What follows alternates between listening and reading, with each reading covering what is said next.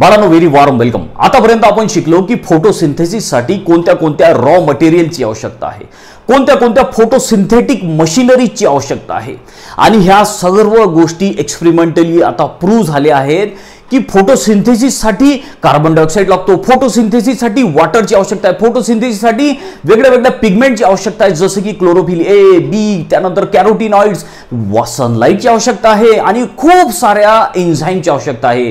जेव्हा ह्या सर्व गोष्टी एकत्र येतील तेव्हाच कुठे फोटोसिंथेसिस होईल, तेव्हाच कुठे प्लांट आपलं फूड, आपलं अन्न तयार करू शकतील। आणि प्लांटचं फूड, प्लांटचं अन्न कोणतं आहे? कार्बोहायड्रेट आहे, म्हणजेच ग्लुकोज आहे। आणि प्लांट जेव्हा फोटोसिंथेसिस करतात, आपलं अन्न तयार करतात, तेव्हा आपल्याला एक आणखी साइड प्रोडक्ट भेटतो, बाय प्रोडक्ट भेटतो, त्याचं नाव आहे ऑक्सिजन। आणि अशा तऱ्हेने मग त्या फोटोसिंथेसिस मधून आपल्याला ऑक्सिजन पण भेटत असतो। आता सायंटिस्ट लोकांना जे आहे हे फोटोसिंथेसिसची पूर्ण रिएक्शन समजली होती, काय काय आवश्यक आहे, कशी कशी ही रिएक्शन होते, पण त्यांना आणखीन एका प्रश्नाचं उत्तर सापडत नव्हतं की फोटोसिंथेसिस मध्ये हा जो ऑक्सिजन बाहेर पडतो, हा जो ऑक्सिजन इव्हॉल्व होतो, हा ऍक्च्युअल मध्ये येतो कुठून? तो कार्बन डायऑक्साइड पासून ऑक्सिजन येतो की तो वॉटर पासून ऑक्सिजन येतो? तो CO2 पासून ऑक्सिजन भेटतो की तो H2O पासून ऑक्सिजन भेटतो?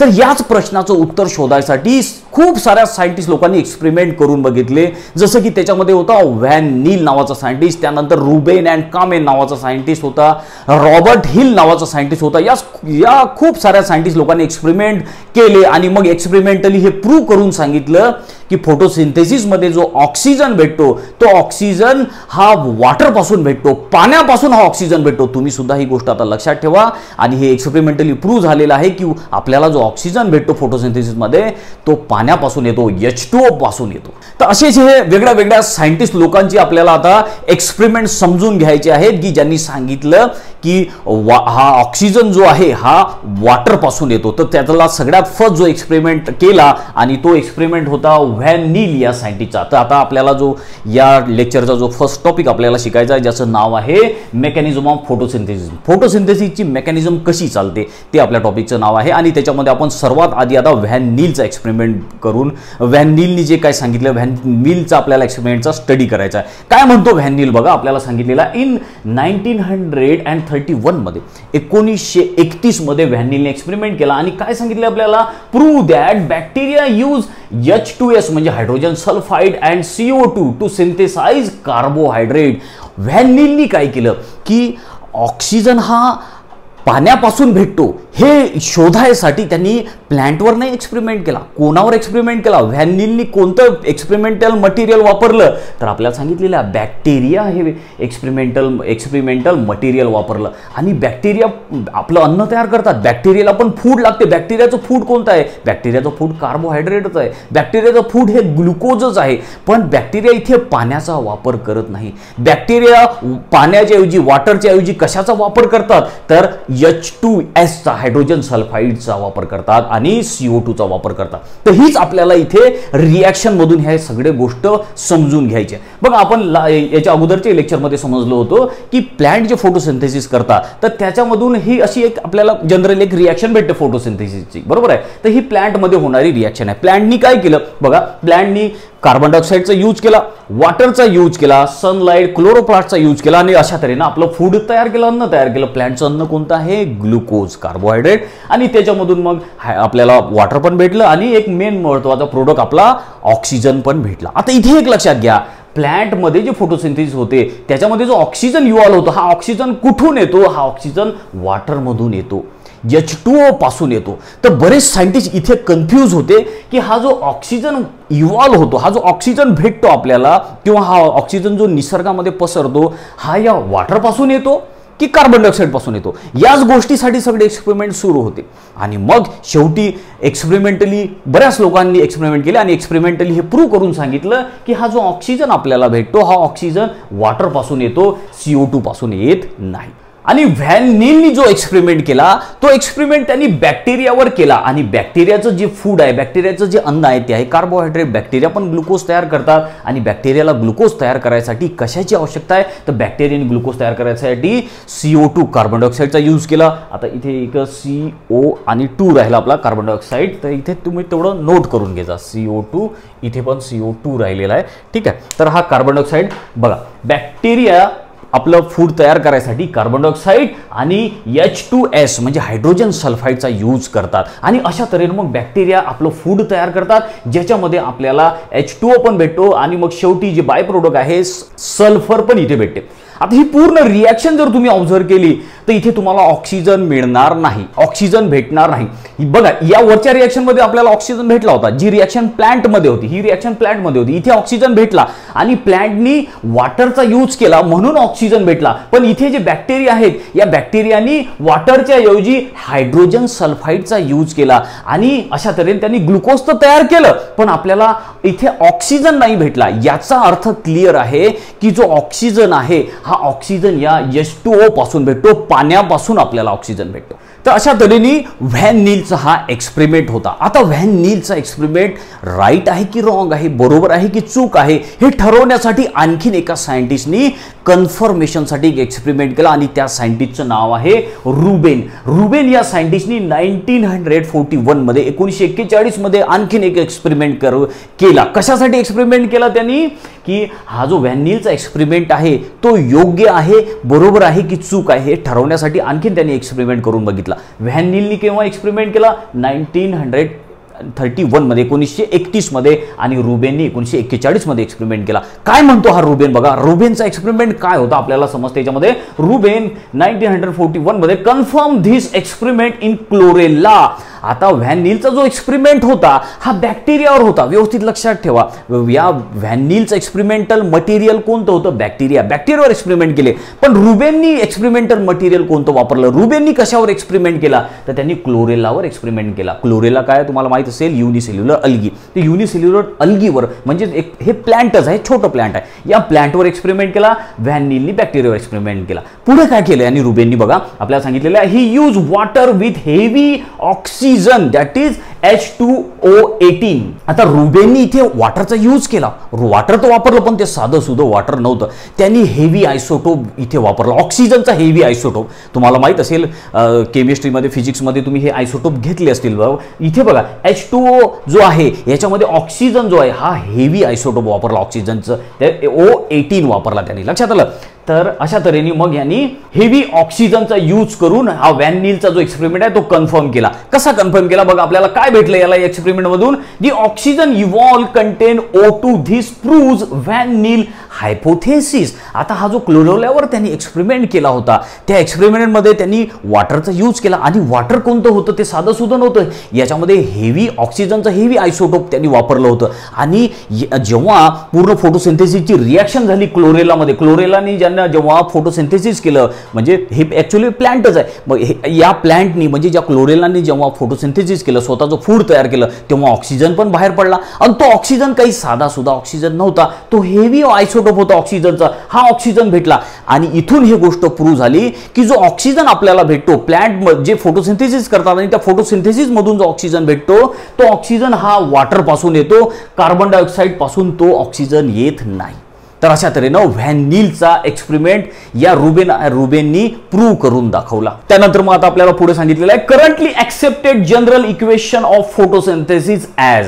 आता जे प्रचलित जे फोटोसिंथेसिसचं जे इक्वेशन आहे ते आहे अशा प्रकारचं। तर बघा इथे तुम्हाला हेवी ऑक्सिजनचा आयसोटोपचा यूज केलेला तुम्हाला दिसतो। तर ही रिएक्शन जी आहे या पहिल्या रिएक्शन सारखी सेम आहे, ही इक्वेशन फोटोसिंथेसिसचं सेमच आहे, फक्त इथे हेवी आयसोटोप घेतलेला आहे। बघा इथे कार्बन डायऑक्साईडचा यूज केला, वॉटरचा यूज केला, लाईटचा यूज झालेला आहे, ठीक आहे। त्यानंतर मग आता फूड तयार झालं प्लांटचं, कोणतं आहे प्लांटचं किंवा कोणाचं फूड तयार झालं आणि हे आहे ग्लुकोज आणि याच्यामध्ये वॉटर पण भेटलं आणि ऑक्सिजन इव्हॉल्व झाला, ऑक्सिजन पण भेटला। तर अशा तऱ्हेनं हा जो ऑक्सिजन भेटतो हा या वॉटर पासून भेटतो। तर अशा तऱ्हेनं आतापर्यंत आपण या दोन सायंटिस्ट लोकांचे एक्सपेरिमेंट बघितले। त्यानंतर आणखीन एका सायंटिस्टचा आपल्याला एक्सपेरिमेंट घ्यायचा आहे आणि तो आहे रॉबर्ट हिलचा। तर रॉबर्ट हिल काय म्हणतो ते पण आपण आता लिहून काढू। बाळांनो ऑक्सिजनचा सोर्स कोणता आहे हे समजण्यासाठी रॉबर्ट हिलनी सुद्धा एक्सपेरिमेंट करून बघितला। आता कोणता आहे हा रॉबर्ट हिलचा एक्सपेरिमेंट आणि रॉबर्ट हिलनी कसा एक्सपेरिमेंट केला, कोणतं एक्सपेरिमेंटल मटेरियल वापरलं आणि याच्यामधून मग आपल्याला कोणती गोष्ट प्रूव्ह होते हे आपण आता समजून घेऊ। बघा रॉबर्ट हिलनी जो एक्सपेरिमेंट केला तो एक्सपेरिमेंट 1937 मध्ये केला, 1937 मध्ये त्यांनी एक्सपेरिमेंट। आता काय होता हा एक्सपेरिमेंट बघा आपल्याला सांगितलेलं आहे in 1937 Robert hill culture the isolated chloroplast in medium containing water devoid of dissolve CO2 and ferric compound. आता काय सांगितलेलं बघा, कसा एक्सपेरिमेंट केला. रॉबर्ट हिलनी काय केलं की प्लांटमधले क्लोरोप्लास्ट काढले आणि त्यानंतर मग ते एका टेस्ट ट्यूबमध्ये टाकले. त्या टेस्ट ट्यूबमध्ये ऑलरेडी वॉटर होतं, जसं आपण इथे आता हे सगळं एक्सपेरिमेंट रॉबर्ट हिलनी जो काही एक्सपेरिमेंट केला तिथे आपण अशा तऱ्हेनं शो केलेला आहे. ठीक आहे. रॉबर्ट हिलनी काय केलं की प्लांटमधला क्लोरोप्लास्ट काढला, टेस्ट ट्यूबमध्ये टाकला. टेस्ट ट्यूबमध्ये ऑलरेडी पाणी होतंच, वॉटर होतंच आणि त्यानंतर मग या टेस्ट ट्यूबमध्ये त्यांनी फेरिक कंपाऊंड पण ॲड केलं. अशा तऱ्हेनं मग हे सगळं असं मीडियम तयार झालं. आता एक महत्त्वाची गोष्ट की या कल्चर मीडियममध्ये CO2 नाही, डिवॉइड ऑफ डिसॉल्व CO2, बिलकुल कार्बन डायऑक्साईडचा यूज केला नाही, थोडासाही कार्बन डायऑक्साईडचा याच्यामध्ये अंश नाही. त्यानंतर मग इथे आता रिॲक्शन झाली. काय झालं मग जेव्हा यांनी हा एक्सपेरिमेंट करून बघितला तेव्हा याला काय दिसलं, काय आढळलं याला आपल्या पुढे सांगितलेलं आहे. He observe that there was a change in color of ferric compound due to reduction caused by H2 म्हणजे हायड्रोजन रिमूव्ड फ्रॉम वॉटर. आता यांनी हा जेव्हा एक्सपेरिमेंट करून बघितला आणि हे टेस्ट ट्यूब जेव्हा त्यांनी असं त्या लाईट खाली सनलाईटच्या खाली ठेवली तेव्हा काय दिसलं त्याला, हे जे फेरिक कंपाऊंड आहे याचा कलर चेंज झाला. कलर कशामुळे चेंज झाला असेल, कारण या फेरिक कंपाऊंडला हायड्रोजन येऊन भेटला म्हणून याचा फेरिक कंपाऊंडचा कलर हा चेंज झाला. मग आता इथे हायड्रोजन कोणापासून आला, तर हायड्रोजन द्यायसाठी तर हा क्लोरोप्लास्ट नाही, क्लोरोप्लास्ट पासून तर हायड्रोजन आला नाही, मग कोणापासून आला असेल, तर मग याच्यामध्ये आहे वॉटर. तर अशा तऱ्हेनं वॉटर पासून हायड्रोजन या फेरिक कंपाऊंडला भेटला आणि त्याच्यामुळे मग याच्यामधून ऑक्सिजन बाहेर पडलं. अशा तऱ्हेनं हा याचा एक्सपेरिमेंट होता रॉबर्ट हिलचा. आणि त्यानंतर मग हा एक्सपेरिमेंट केल्यानंतर रॉबर्ट हिलनी काय काय गोष्टी प्रूव्ह केल्या. या एक्सपेरिमेंटमधून रॉबर्ट हिलनी आपल्याला काय सांगितलेलं, काय माहिती पडते आपल्याला या एक्सपेरिमेंटबद्दल. बघा आपल्याला सांगितलेलं आहे, the Hill reaction proves that in photosynthesis O2 is release from water. आता सरळ गोष्ट आहे की रॉबर्ट हिलनी जो एक्सपेरिमेंट केला त्याच्यामधून एक गोष्ट प्रूव्ह झाली की जो ऑक्सिजन आहे तो वॉटर पासून किंवा H2O पासून आपल्याला भेटत असतो. त्यानंतर दुसरी कोणती गोष्ट प्रूव्ह झाली, electrons for reduction of CO2 are obtain from water. आता CO2च्या रिडक्शनसाठी जे इलेक्ट्रॉन्सची आवश्यकता असते, पुढे आपण सगळं शिकू, तर ते इलेक्ट्रॉन्स हे वॉटर पासून येतात. ह्या अशा तऱ्हेने ह्या दोन गोष्टी या रॉबर्ट हिलच्या एक्सपेरिमेंटमधून प्रूव्ह झाल्या. तर बिलकुल सिंपल एक्सपेरिमेंट होता. लक्षात आलं तुम्हाला रॉबर्ट हिलनी काय काय केलं. तर अशा तऱ्हेनं हे जे त्यांनी टेस्ट ट्यूब वगैरे घेतली तर त्याच्यामध्ये काय काय मटेरियल टाकलं, कोणतं त्यांनी एक्सपेरिमेंटल मटेरियल वापरलं ते सुद्धा लक्षात ठेवा. आता इथे कोणतं एक्सपेरिमेंट मटेरियलचा यूज झाला ते व्यवस्थित लिहून काढा म्हणजे तुमच्या चांगल्या तऱ्हेनं लक्षात राहील. त्यानंतर मग आता ह्या सगळ्या फोटोसिंथेसिसच्या रिॲक्शन बद्दल एक आर्नोन नावाचा जो सायंटिस्ट आहे तो काय म्हणतो आपल्याला सांगितलेलं बघा. According to Arnon, in this process light energy is converted into chemical energy. जो आर्नोन नावाचा जो सायंटिस्ट आहे तो काय म्हणतो, फोटोसिंथेसिस की कशी रिॲक्शन आहे. फोटोसिंथेसिस मध्ये काय होते, तर फोटोसिंथेसिस मध्ये लाईट रिॲक्शन जी आहे, लाईट एनर्जी जी आहे, लाईट एनर्जीला केमिकल एनर्जी मध्ये कन्वर्ट केला जाते. लक्षात ठेवा, फोटोसिंथेसिस मध्ये काय होते, लाईट एनर्जी, सूर्यापासून जी सोलर एनर्जी येते त्या सोलर एनर्जीला किंवा लाईट एनर्जीला कोणत्या एनर्जी मध्ये कन्वर्ट केल्या जाते, केमिकल एनर्जी. मग काय केमिकल तयार होतात, कोणते केमिकल तयार होतात, पुढे आपल्याला सांगितलेलं आहे. This energy stored in ATP and NADPH. आता हे जी सोलर एनर्जीला केमिकल एनर्जी मध्ये कन्वर्ट केलं त्याच्यापासून जी आपल्याला एनर्जी भेटली ती एनर्जी स्टोअर केल्या जाते. कोणत्या फॉर्म मध्ये स्टोअर केल्या जाते, ATPच्या फॉर्म मध्ये ती एनर्जी स्टोअर केल्या जाते. लक्षात आलं का की सोलर एनर्जी आली, त्या सोलर एनर्जीला केमिकल एनर्जी मध्ये कन्वर्ट केल्या गेलं आणि केमिकल एनर्जी कोणत्या फॉर्म मध्ये स्टोअर राहते, ATPच्या फॉर्म मध्ये. आपल्याला माहित आहे ATP म्हणजे काय, ॲडिनोसिन ट्रायफॉस्फेट. आणि त्यासोबतच आणखीन एक प्रोडक्ट भेटतो तो आहे NADPH. आता NADPH म्हणजे काय, तो फुल फॉर्म आहे निकोटिनामाइड ॲडेनिन डायन्यूक्लियोटाइड फॉस्फेट, हायड्रोजन. आता इथे हायड्रोजन जे आहे हे NADP जे आहे हे एक प्रकारचं एन्झाइम आहे आणि हे हायड्रोजन डोनर म्हणून इथे काम करते. तर अशा तऱ्हेनं आर्नोन काय म्हणतो, आर्नोन म्हणतो ही जी फोटोसिंथेसिसची जी रिॲक्शन आहे याच्यामध्ये या सोलर एनर्जीला केमिकल एनर्जी मध्ये कन्वर्ट केला जाते आणि त्याच्यामुळे आपल्याला ATP आणि NADPH भेटतात. पुढे काय सांगितले आपल्याला, this ATP is formation is known as photophosphorylation. आता या फोटोसिंथेसिस मध्ये जी ATP तयार झाली त्या ATP तयार व्हायच्या प्रोसेसला काय म्हटलेलं आहे, त्या प्रोसेसला म्हटलेलं आहे फोटोफॉस्फोरायलेशन.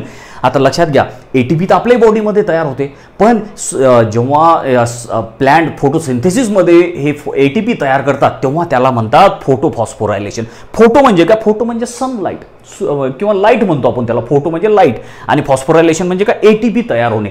इथे ATP तयार झाली, फोटोसिंथेसिसमध्ये ATP तयार झाली, पण कोणामुळे तयार झाली? फोटोमुळे, प्रकाशामुळे किंवा सनलाईटमुळे ATP तयार झाली. म्हणून या ATP तयार व्हायच्या प्रोसेसला काय म्हटलं? ATP formation is known as photophosphorylation. लक्षात ठेवा ही गोष्ट. त्यानंतर आणखी पुढे आपल्याला काय सांगितलेलं आहे या फोटोसिंथेसिस बद्दल? Photosynthesis is consist of two successive series of reactions. They are light reactions और Hill reaction and second is dark reaction और ब्लॅकमॅन रिएक्शन. आता ही जी फोटोसिंथेसिसची जी रिएक्शन आहे ती 2 फेजेसमध्ये होणारी रिएक्शन आहे. एका मागून एक अशा 2 फेजेसमध्ये ही रिएक्शन होते. पहिल्या फेजला म्हटलं जातं लाईट रिएक्शन किंवा यालाच हिल रिएक्शन असं पण म्हणतात. रॉबर्ट हिलच्या नावावर ही रिएक्शन आहे.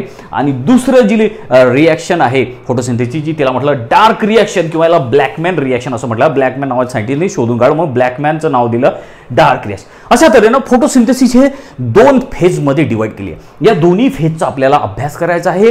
लाईट रिएक्शन म्हणजे काय? लाईट रिएक्शनमध्ये काय काय होत असते प्लांटमध्ये, कशा तऱ्हेनं फोटोसिंथेसिसची प्रोसेस पुढे सरकत असते.